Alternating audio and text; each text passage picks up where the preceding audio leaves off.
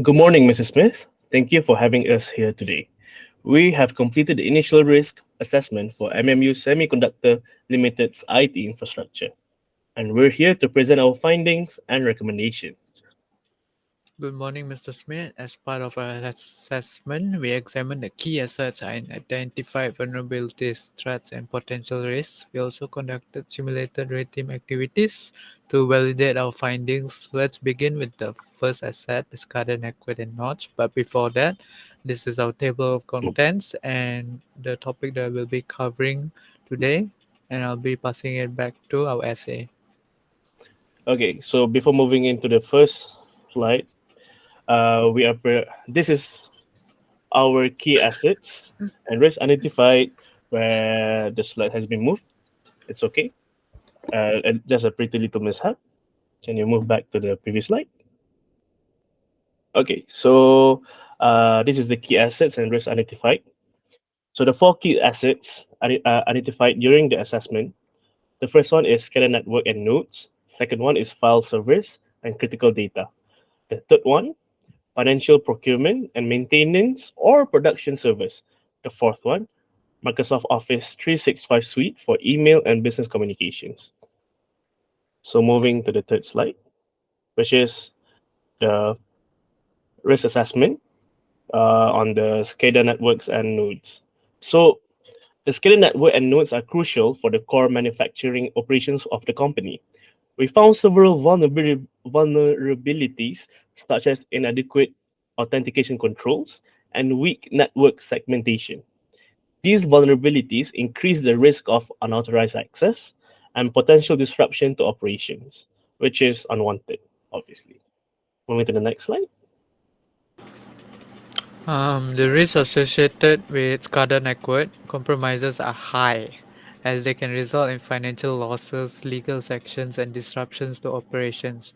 To mitigate this risk, we recommend implementing strong authentication mechanisms, improving the network segmentation, and deploying intrusion detection and prevention systems.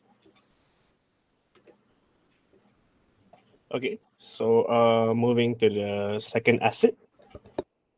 Next slide, please.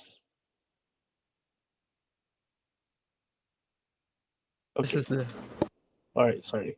So moving on to the second asset, the file servers and critical data. We identified vulnerabilities like insufficient access controls and weaknesses in database security. These vulnerabilities pose a risk to the integrity and confidentiality of the critical data, and this could put the company in jeopardy. Mhm. Passing on to my RMS. all right. The compromised critical data can lead to financial losses, legal consequences, and reputational damage. To address this risk, we recommend implementing access control based on least privilege, encrypting sensitive data, and establish robust backup, and also implementing recovery procedures. I'm passing it back to my essay for the third asset. So the third asset is going to be the financial procurement and maintenance servers. Basically, we found vulnerabilities in authentication mechanisms, patching practices, and server administration of the access controls. These vulnerabilities on the slides increase the risk of unauthorized access and potential disruptions to critical business functions. This would basically cause the business to not functioning on its ideal level that it needs to be on consistently. Mhm. So moving on to my RMX. Compromising these servers can result in operational disruptions and financial losses. To mitigate this, we recommend implementing strong authentication mechanisms such as like regular patching and robust access controls for the server administration side.